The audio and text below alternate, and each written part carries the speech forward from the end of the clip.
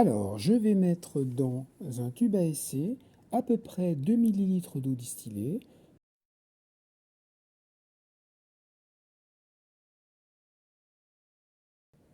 Donc, je rajoute quelques gouttes d'hydroxyde de sodium. Donc, c'est une solution incolore.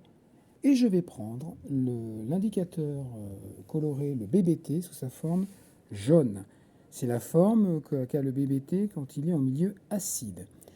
Je vais mettre quelques gouttes donc, de BBT dans ce tube à essai. Et je constate tout de suite, assez rapidement, que le BBT devient bleu.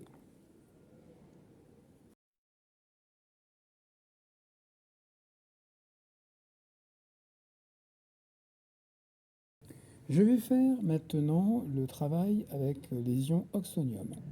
Je vais de nouveau mettre 2 ml environ d'eau distillée. Je vais rajouter cette fois-ci un petit peu d'acide chlorhydrique. Voilà. Et je vais cette fois-ci rajouter donc quelques gouttes de BBT.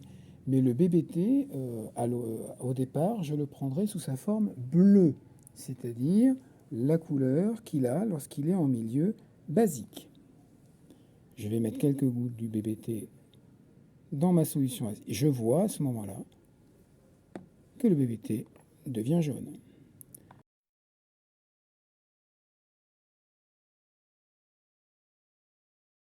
Donc si j'ai une solution inconnue, je vais pouvoir savoir si j'ai affaire à un acide ou une base en testant la couleur que va prendre le BBT dans cette solution. Donc je vais prélever un petit peu de solution inconnue et je vais donc prendre le BBT vert, donc le BBT neutre, et je vais voir la couleur qu'il va prendre dans ce milieu. Je vois que la couleur devient jaune. Cela signifie que la solution inconnue est une solution acide.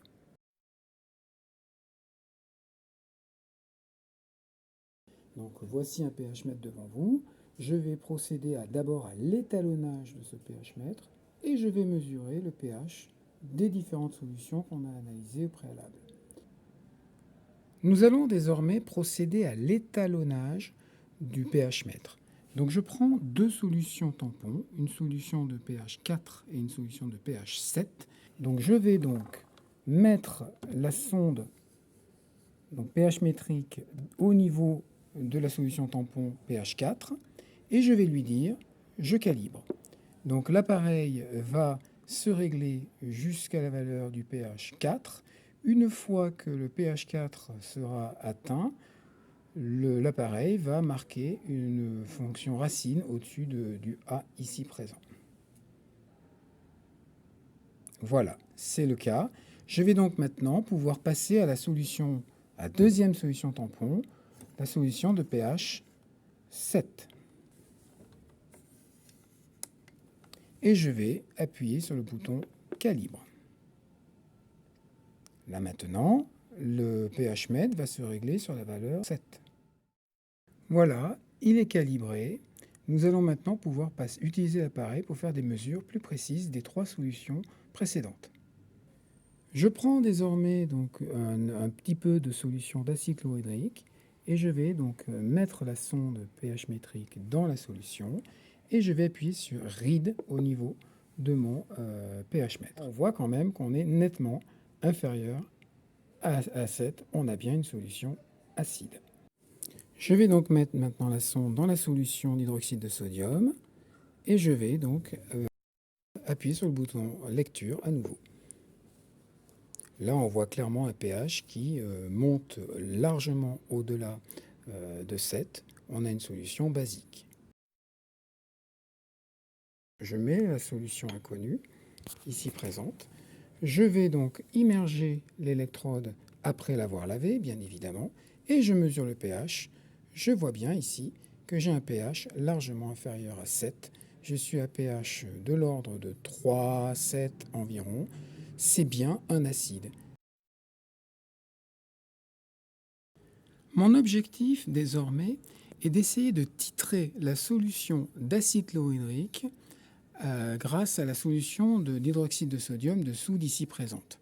Je maîtrise parfaitement la concentration en la solution titrante, ici l'hydroxyde de sodium à 0,1 mol par litre. Alors je vois que je connais la concentration en acide chlorhydrique. Ce que je vais vérifier ici, c'est si cet affichage, si cette valeur est correcte. Je constate quand même qu'elle est trop concentrée par rapport à la solution d'hydroxyde de sodium. Je connais la transformation chimique. La transformation chimique qui va avoir lieu, c'est H+, plus OH-, donne H2O. Donc, si le prélèvement d'acide chlorhydrique que je dois titrer est de 20 ml, comme cela m'est demandé, cela signifie, compte tenu de sa concentration à 0,5 mol par litre, cela signifie que ce prélèvement contient 0,01 mol d'ion H+.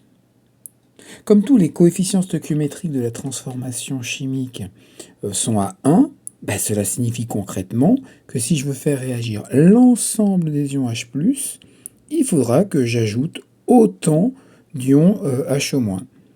La concentration de la solution d'hydroxyde de sodium étant de 0,1 mol par litre, cela signifie qu'il faudrait que je rajoute 100 ml de cette solution. Or, ma burette n'étant que de 25 ml, il est bien entendu impossible d'avoir une telle solution à verser. Ma solution titrée est donc trop concentrée. Je vais donc devoir au préalable la diluer. On choisit, dans notre cas présent, pour être sûr d'avoir des volumes de solution titrante versés corrects, de diluer la solution titrée 10 fois.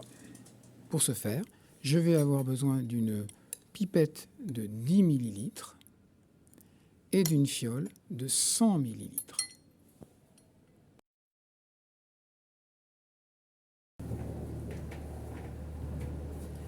Je vais préparer une solution diluée 10 fois de la solution d'acide chlorhydrique ici présente.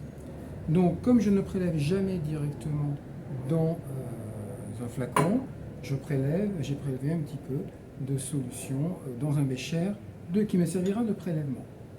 Je veux fabriquer 100 ml de solution, donc je vais prendre une fiole jaugée de 100 ml.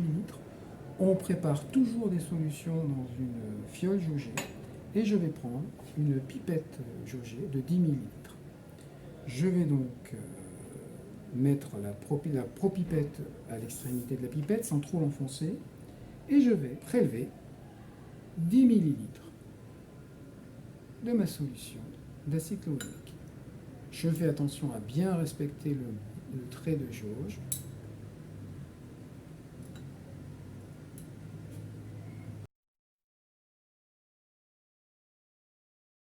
Et je verse mon contenu dans la fiole jaugée.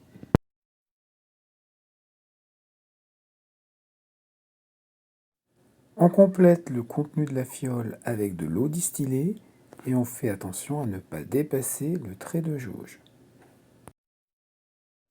On agite un peu la solution pour l'homogénéiser et la solution est prête.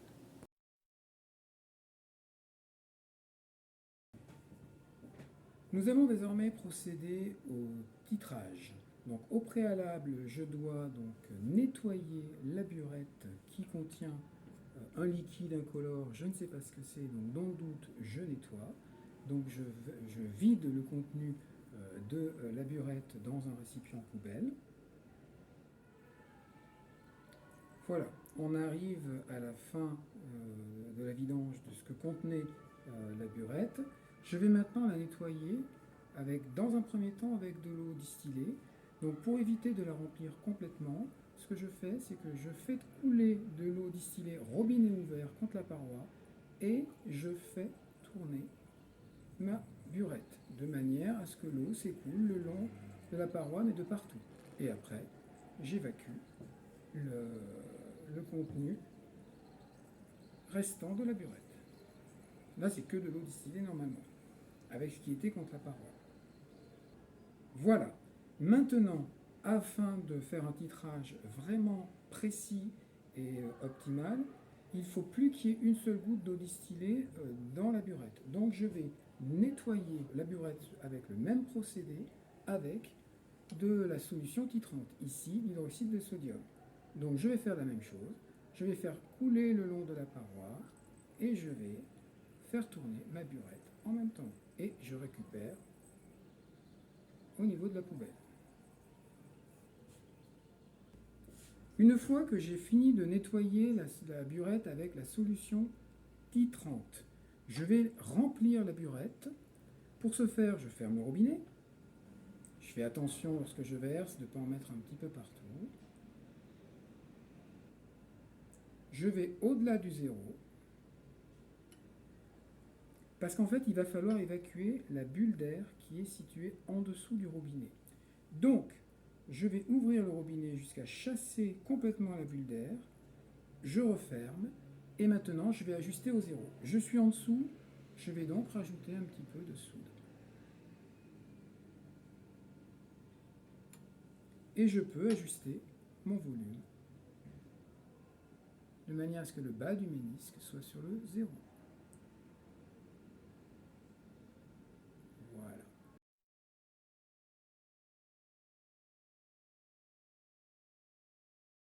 Je veux désormais mesurer la concentration de l'acide chlorhydrique que j'ai dilué. Je vais donc prélever 20 ml de cette solution d'acide chlorhydrique. Je le mettrai dans un Erlenmeyer et je pourrai procéder ainsi au titrage. Donc je ne prélève jamais dans la solution mère directement. Donc je vais mettre un petit peu de solution d'acide chlorhydrique dilué dans un bécher et je vais prélever 20 ml.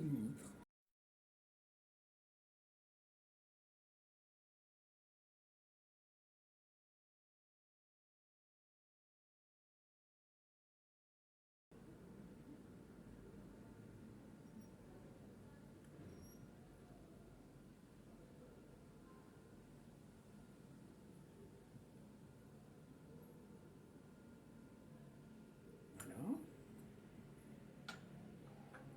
Je verse le contenu dans un Erlenmeyer en faisant attention de bien faire couler le long des parois de manière à ne pas faire d'éclaboussure.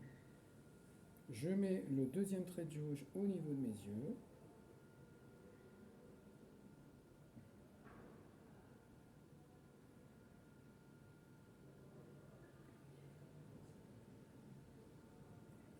Et c'est bon. Je vais donc maintenant procéder au titrage. Je vais dans un premier temps verser très rapidement la solution titrante pour avoir une idée à peu près du volume à l'équivalence. Je vais rajouter un indicateur coloré, le BBT, qu'on a vu tout à l'heure, dans ma solution d'acide. Puisque je vais faire un acide, mon BBT prend la couleur jaune. Je vais donc maintenant procéder au titrage. Je mets l'agitation et je vais verser rapidement de millilitre en millilitre la soude de manière à observer quand est-ce que je change de couleur.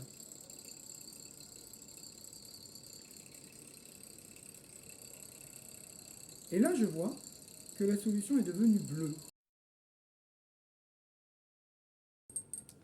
Je vais donc procéder à un deuxième titrage bien plus précis. Comme je suis à peu près à 10,7 ml, je vais pouvoir verser rapidement jusqu'à 9 ml environ et j'irai au goutte à goutte pour pouvoir regarder à quelle goutte la solution change de couleur de manière définitive. Et dès que j'arrive vers 9, je vais ralentir. Voilà. Je vois que je suis toujours jaune. Je vais pouvoir maintenant ouvrir au goutte à goutte. Comme ça, je vais pouvoir arrêter le robinet au moment où la dernière goutte fera virer l'ensemble au vert. On voit qu'il y a des tentatives pour redevenir vert. Donc on se rapproche de l'équivalence.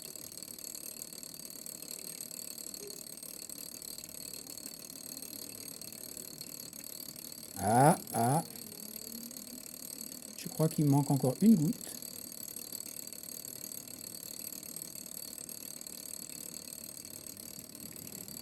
La voilà. Nous pouvons constater que le volume de soude nécessaire à verser pour atteindre l'équivalence est de 10,2 ml. Nous savons qu'à l'équivalence, puisque l'ensemble des coefficients stoichiométriques est de 1, que la quantité d'ion hydroxyde versé est égale à la quantité d'ion H+ titré.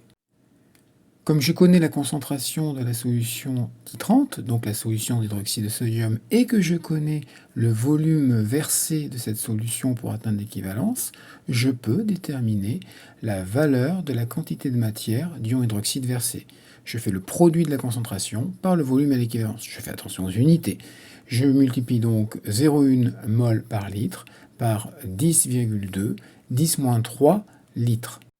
Cela me donne comme résultat 1,0210-3 mol. Comme la quantité de matière d'ion H+ titré correspond à la même valeur, je peux en déduire sa concentration, à savoir quantité de matière divisée par le volume de prélèvement initial. Or, j'avais prélevé 20 ml, donc 20 10-3 litres.